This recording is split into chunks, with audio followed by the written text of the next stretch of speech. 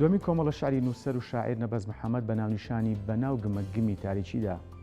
دڵێک میقاتی زەوی بڵاو کرایەوە. ئەم کۆمەڵە شعرە کۆکەرەوەی بەرهەمی 2 ساڵی ئەم شاعیرەیە.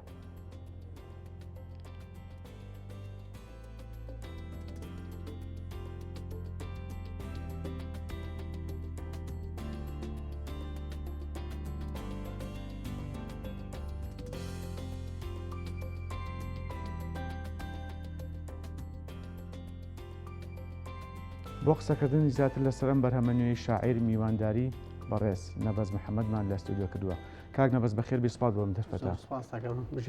زۆر سپاس. کاک نەبەز با لە سەرەتاوە لە ناونیشانی کتێبەکەەوە دەست پێ بکەین. بەڵێ ئەم ناونیشانە بوو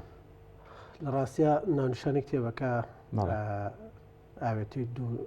ناونیشانی دەقێک و دێرێک لە شعرێک دەقێکی ترەواتە گمەگمی تاریکی بۆ خۆی نیوە دێرێک لە ناو شعرێکی ترداوە میقاتی زەوی دڵێک میقاتی زەویش بۆ خۆی ناونیشانی درێژترین و قورسترین دەقی ناو کتێبەکەیە. مەبەستیشم لەم تێکەڵکردنە ئەوە بووە کە لە ڕاستیە تەنیا ناونیشانی شعرێک نەبێ بە ناونیشانی هەموو کتێبەکە دوو هەمیش زیاتر مانایەک لە دوای خۆی بەجێبێڵە کاک نەبەز جگەل لەوەی مانایەک بەڵکو کۆی دنیابینی ناو کۆمەڵە شعرەکە لە خۆ بگرێ. بەڵێ ئەو تراژیدیانەی کە ڕوبەڕووی زەویە بێتەوە بوونی ئینسان بۆتەوە کۆمەلگاکان تایە لە شەڕ و کوشتارەوە تاکو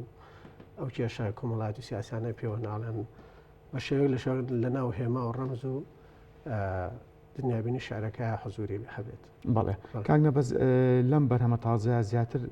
لە چیا قوڵ بوویتەوە؟ لایانی ڕۆمانسی، لایانی ڕیالیزمی بۆ نمونە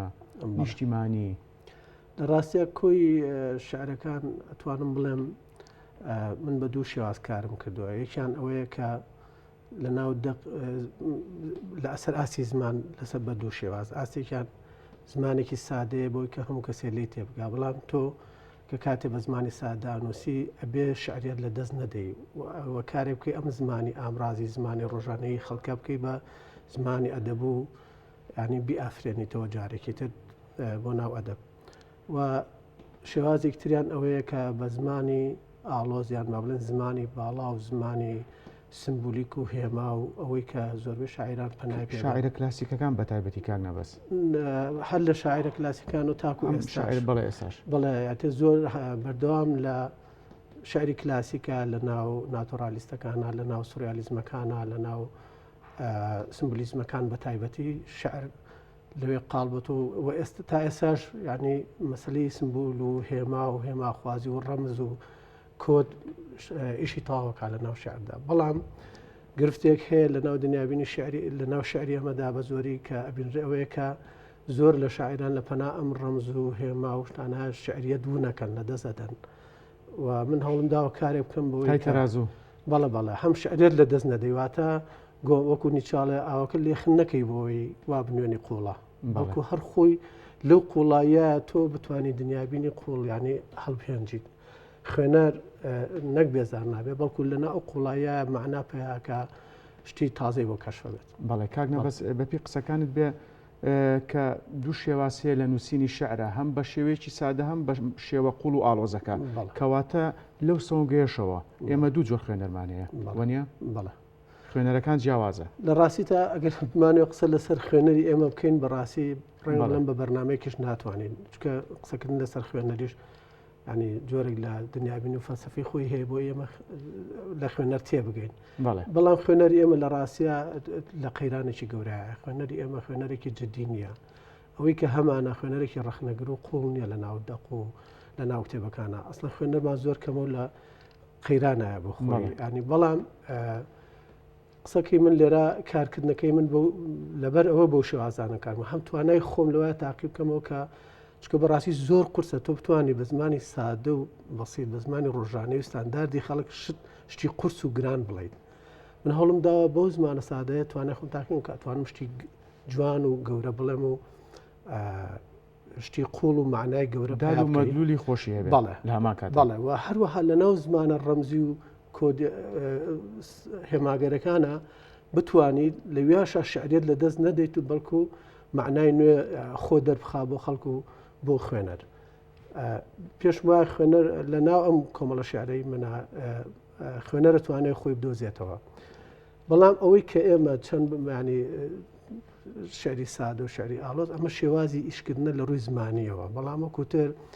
شارەکان سیاسین کۆمەڵایەتین بابڵێن لێرەکین هەموو شعرێکی لە خۆ گرتووە توانی بە تەواوی تعبیر لە دنیابینی ئێمە و کێشەی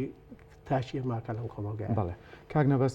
2 ساڵ بەر لە ئێستا کتێبێکی شعریکەتە بووە بەڵێ ساڵی بە هەر بەم شێوازە نووسیتە بەرهەمی یەکەمیشت لە ساڵی بە نەخێر ساڵی بە ساڵی بە بەرهەمی کۆکردنەوەی کۆمەڵی شعری 5-6 ساڵێک بوو زیاتر لە 5-6 ساڵێک شەڵبەتە بەڵام ئوسلوبێکیان لەوێەوە دەستم پێکرد بوو کە ئەو زمانە سادە ستایلێک بۆ خۆم زۆر لە زمانی سادەیە و سەبکی خۆشم هەبێت لەو سادەیە چکە شاعیرمان زۆر بە زمانی سادە ئەنووسێ بەڵام لەنە ئەم سادەیە شعر لە دەست ئەدا ئەبێ بە گێڕانەوە بێ بە قسەی بەسیط دەبێ بە شتێکی کاتی و تێپەڕ و کورتخایەن قسەی ڕۆژنامەیی بەڵام تۆ گرنگەوەیە کە لەنە ئەم سادەیە ئەبێ بە سەبکێ کار بکەی کە بتوانێ بەڕاستی شعرێت پارێزی وە دەقەکە بمێنێتەوە لە دوای ئەوەی کە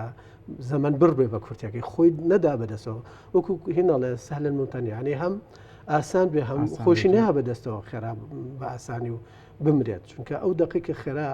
لە یەک معنایە تاگمانایەکە سەپێنراوە بەسەریا خۆیدا بەدەستەوە دوایش ئەمرێ بەڵام دقی زندویەکە زیاد لە معنایەکی هەیەوە توانێت بەپێی زروف و تاریخ و واقع کۆمەڵات و سیاسیەکان کە ئەگۆڕن لە سەدێک وتگە مانای جیاوازی خۆی با بەدەستەوە بەڵێ کاک نەبەس بە لە دنیای شعر بچینە دەرەوە ئەوەندەی ئێمە بزانین کاک نەبەس لە بواری تریشە ئەنووسێت ڕخنەی ئەدەبی ڕخنەی سیاسی لەو بارەوە چەند بڵاوکراوەتەیە چەند کتێب بە چاپ گیانەوە تا ئێستا لەو دووباری کە ئاماژەمان جگە لەم کتێبی ئێستا کە باسمان من چوار کتێبی کەم چاپ بووە کتێبی یەکەمی من لە بواری ڕخنەی سیاسیە کە کاتی خۆی دەستگای ئایدیا بۆ فکر و لێکۆڵەوە چاپی کرد و بڵاوی کردوێتەوە لە ساڵی 2010 بوو کتێبی دوم لەسەر ڕخنەیە لە بواری ڕخنەی ئەدەبیات دەربارەی ڕۆمانە لەسەر کۆمەڵە تەکستی جیهانی قسەم کردووە بۆ کتێبە تا ڕادێکی باش دەنگدانەوەشی هەبوو بووە زۆر لە خوێنەر برادران بەدڵیان بوو لەگەڵ ڕۆمانێکا کوتە ڕۆمانێک و سەوڵی باش ئەو چوار کتێبەوە ئەمەش پێنج کتێب بوو بەڕاستی من چەند 5-6 کتێبی تری ئامادەی چاپمێ لەباری ڕخنەی سیاسی و ڕخنەی ئەدەبیە کە بە تەمام لەمە دووە بردوودە پلانی داهاتووتە کاک نەبەس بەڵە پلان داهاتم هەر بۆیە ئەم کتێبە من وەکو پرۆژێک ڕامگەیان کە منەوە کتێبەکە خۆم چاپم کردەوە خۆشم بیفرۆشم بۆی بەنیوەی ئەو فرۆشە ئاگە شتێک بێتەوە دەستم کتێبی دووەمی پێ بکەم کتێبی دوای ئەمانی پێکەم یعنی بەڕاستەکەی چکە بەڕاستی پلانی بی بەڵێ بۆچی چکە بەڕاستی فرۆشتنی کتێب و بڵاوکردنەوەی کتێب لە کوردستان ئێمە ئێستا لە قەیرانە ینی نووسەرەکانی ئێمە زۆر کێشیان هەیە لە قەیرانی خوێنەوەمانەیە کاک نەبەس قەیرانی خوێنەرمانەیە قەیرانی بڵاوکردنەوەی کتێبمانەیە قەیرانی کتێبخانەکانمانەیە کاکە کتێبخانەکان بە لێشاو کتێبیان بۆچێ ئەفرۆشن و نافرۆشن ژمارەیەکی دیاریکراوە بەڵێ هیچی ناگەڕێتەوە بۆ نووسەرەکە ینی جار نووسەر هەیە دوای 4 ساڵچێکا کە کتێبەکەشی فرۆشراوە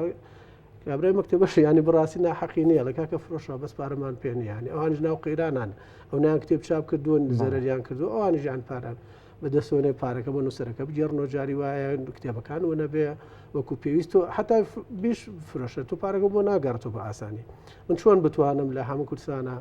لە دووەکو هەولێر و سلێمانی ئەو هەموو شارۆچکە قەزانە ئەو هەموو کتێبخانە کتێبەکانی خۆم بڵاوکەم و بەڵام لێ کاتە پارەکەشم بەدەست بگاتەوە ئەگەر کەمێکی فرۆشراوی بۆیە ناومێت بووم لەو ڕۆ بەڕاستەکەی زۆر نووسەر ئەمە کێشیان هەیە لە پێشنا من ئازمونیوانەوەدا جارە خۆم کتێبەکەم بفرۆشم خۆشبەختان لەوە 4-5 ڕۆژەشە هەرچۆنی زۆریشی لێفرۆشە کۆمەکی کتێبی دا ینی 100 نوسخەی لێ بفرۆشم بۆ من زۆر ئەتوانم ئەوەی تریخە مەسەر کتێبیشکەی پێ بکەم بەڵێ بەڕێز نەبەز محەممەد نووسەر و شاعیر سپاس بۆ ئەم دەرفەتە و خەرمان بەرەکەت زۆر سپاس بۆ ئێوەش سەرکەوتو بن دەستان خۆش بێ.